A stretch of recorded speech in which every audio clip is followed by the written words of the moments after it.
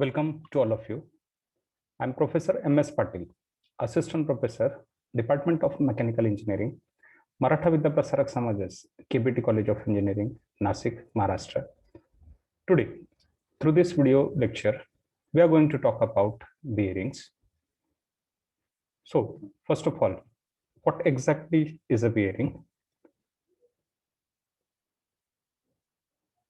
As the word suggests, bearing is nothing but a mechanical element which can bear load and which can permit a relative motion between two parts such as shaft and the housing with minimum amount of friction.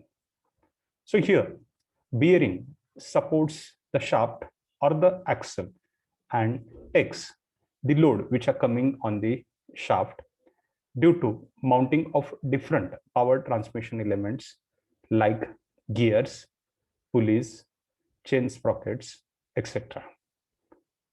Through this GIF file, we can see how the shaft is supported by the rolling contact bearing. You can see the outer race of the shaft is stationary while the inner race along with the shaft is rotating, and the rolling elements are balls which gives a rolling friction which is minimum than the sliding friction. Bearing has to perform number of functions which can be first to ensure free rotation of the shaft, or it may be an axle also with minimum friction. This is the first and the primary function of the bearing, to ensure free rotation of the shaft or the axle with minimum friction. It has to support the shaft or the axle and hold it in the correct position. Hold it in the correct position means there should be perfect alignment of the axis of the shaft and the axis of the bearing. The another function is to take the forces that are coming on the shaft or the axle and transmit them to the frame or the foundation. Now, forces will be acting on the shaft due to meshing of gears, due to transmission of power from one pulley to another pulley by means of belts or ropes, or forces will be acting on the shaft due to transmission of power through chain and sprocket mechanism. Now, depending upon the type of friction, bearings are broadly classified into two main groups. One is the sliding contact bearings, and the second one is the rolling contact bearings. Now, first we will see what exactly are sliding contact bearings. In this particular figure, you can see there is a bush, there is a shaft inside the bush, and the space between the bush and the shaft is filled with the help of a lubricating oil. This is the typical sketch of a hydrodynamic sliding contact bearing. Why it is called as a sliding contact bearing? Because there is sliding motion of the shaft inside the bush, and the metal to metal contact of the bush and the shaft is being avoided by filling the space between them with the help of a lubricating oil. So lubricating oil will ensure a thick film which will avoid metal contact between the bush and the shaft. There are basically two types of sliding contact bearing. One is hydrodynamic and the second one is hydrostatic.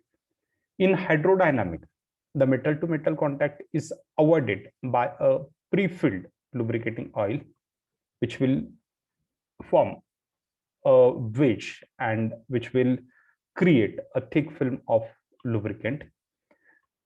In second case, in hydrostatic lubrication system, this metal to metal contact is forcefully avoided by ensuring a thick film of lubricant with the help of external pressurized oil.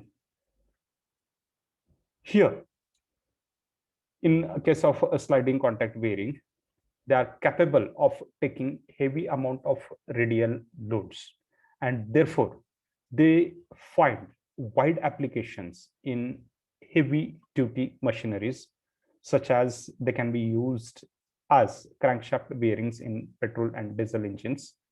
They can be used for bearings in case of large centrifugal pumps and electric motors, steam and gas turbines, concrete mixers, rope conveyors, and marine installation.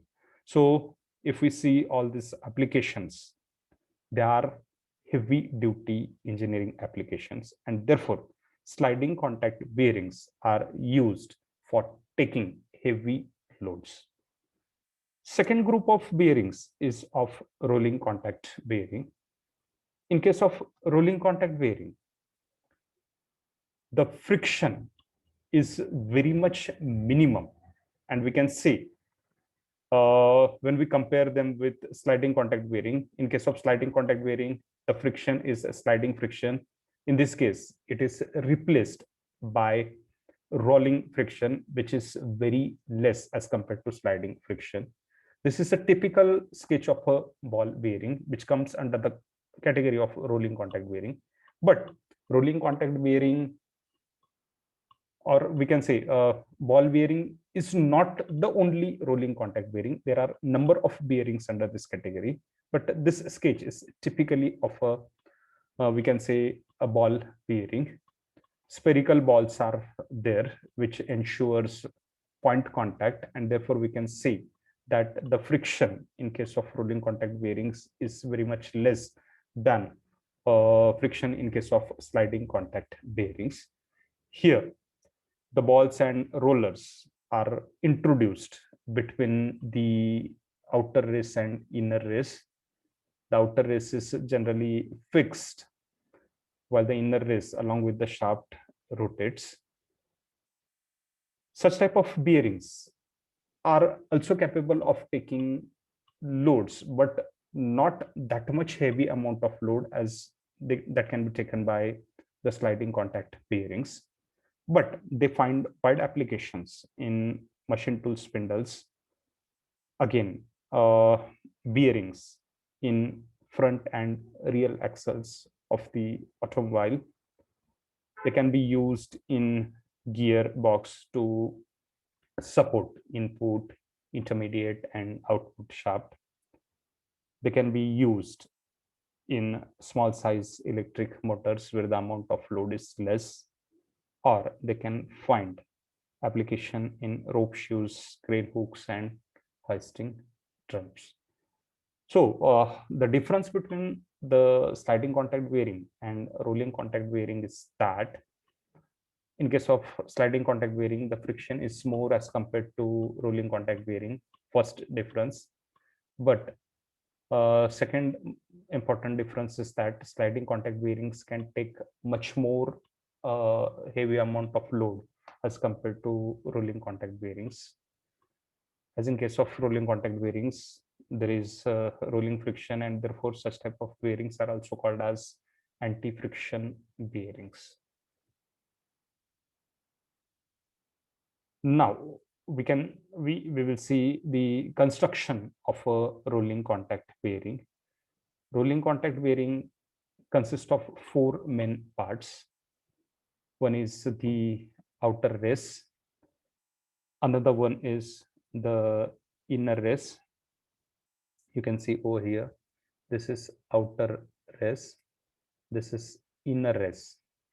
These are the rolling elements, and this is the cage which separates and evenly spaced the balls along the periphery of the bearing. So this is the construction of a typical rolling element. Here you can see rolling elements. They are ball in this case, but as I have already specified that ball bearings are not only the rolling contact bearings. These balls can be replaced by cylindrical rollers. This can be replaced by needles. This can be replaced by taper rollers also, or spherical rollers also. So under the category of rolling contact bearing, there can be n number of bearings, but this is a typical ball bearing. So in case of ball bearing, there are four main parts. Outer race, which is generally stationary, but not always. Generally, in many applications, you will find that the outer race is stationary while the inner race is rotating. So outer race is first, inner race.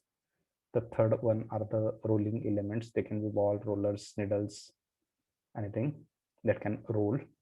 And the fourth is the cage, which evenly spaces the balls along the circumference of the bearing.